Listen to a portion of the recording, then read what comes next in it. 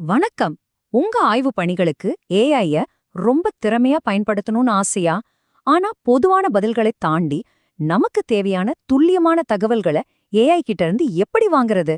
அத பத்தி தான் நாம இன்னைக்கு பார்க்க போறோம். நீங்கள நிறைய பேர் சாட் ஜிபிபி இல்லனா பர்ப்ளெக்சிட்டி மாதிரியான ஏஐ கருவிகளை பயன்படுத்தும் போது இந்த ஒரு சிக்கலை கண்டிப்பா சந்திச்சிருப்பீங்க. நாம ஒன்னு கேட்போம், ஆனா அது சம்பந்தமே இல்லாம அல்லது ரொம்ப பொதுவான பதில்களை கொடுக்கும். இது ஏன் இப்படி நடக்குது? பிரச்சனை ஏஐல இல்ல, நாம கேக்குற கேள்வியில தான் இருக்கு. பாருங்களேன், சரியான வார்த்தைகளை தேர்ந்தெடுத்து பேசுறது எவ்வளவு முக்கியம்னு நம்ம வள்ளுவரே சொல்லியிருக்காரு. ஒரு சொல்ல சொல்லும்போது அதை விட சிறந்த மாற்று சொல்லே இல்லேன்னு தெரிஞ்சுக்கிட்டு தான் சொல்லணுமா. ஏஐக்கு தூண்டல், அதாவது ப்ராம்ப்ட் கொடுக்கறதும் இதே மாதிரி தான். ஆமாங்க, இது வெறும் டெக்னாலஜி விஷயம் மட்டும் இல்ல, சரியான சொற்களை தேர்ந்தெடுக்கிற ஒரு கலை. நாம என்ன கேக்குறோமோ அதுதான் நமக்கு பதிலா கிடைக்கும். ரொம்ப சிம்பிள்.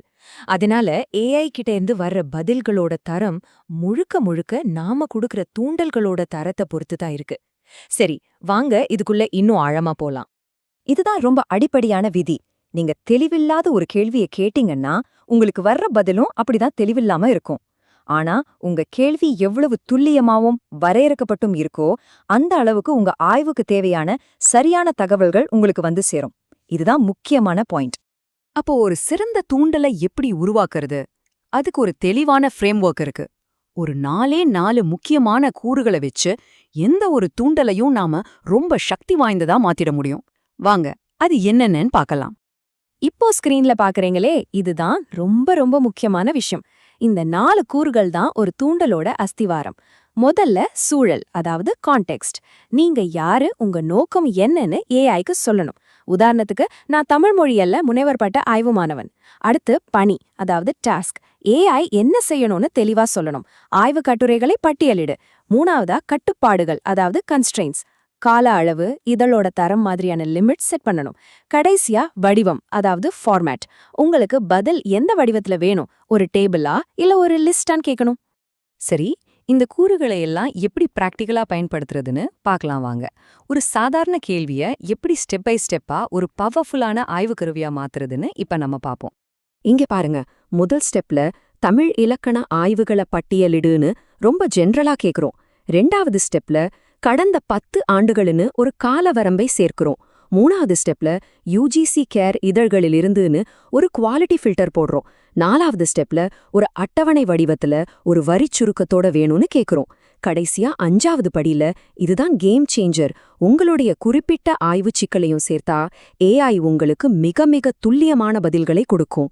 பாத்தீங்களா, ஒவ்வொரு படியும் பதிலோட தரத்தை எப்படி கூட்டுதுன்னு?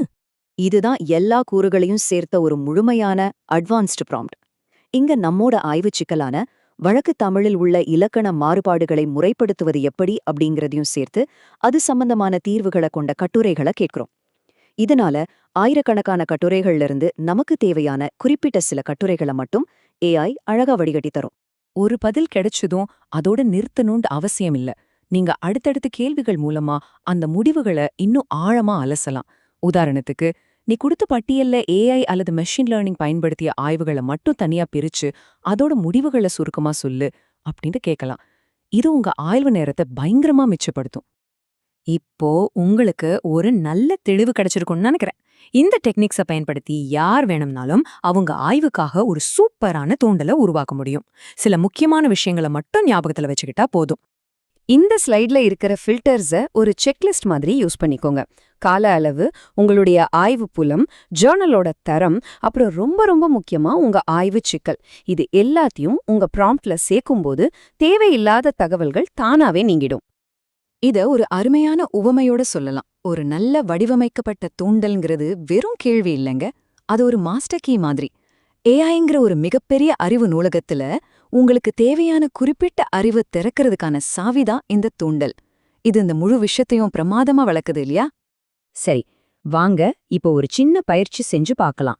உங்க ஆய்வு தலைப்பு சங்க இலக்கியத்தில் இயற்கை குறியீடுகள்னு வச்சுக்குவோம். இதுக்கு எப்படி ஒரு சிறந்த தூண்டலை உருவாக்கலாம்னு ஒரு நிமிஷம் யோசிச்சு பாருங்க. இதோ பாருங்க, இது ஒரு மிகச்சிறந்த எடுத்துக்காட்டு.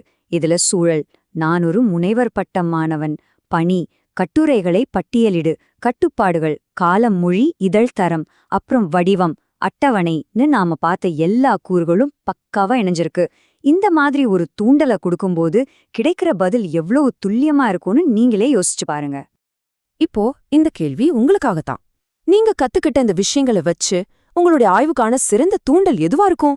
இன்னிக்கே முயற்சி செஞ்சு பாருங்க. சரியான கேள்விகளை கேளுங்க, சரியான பதில்களை பெறுங்க.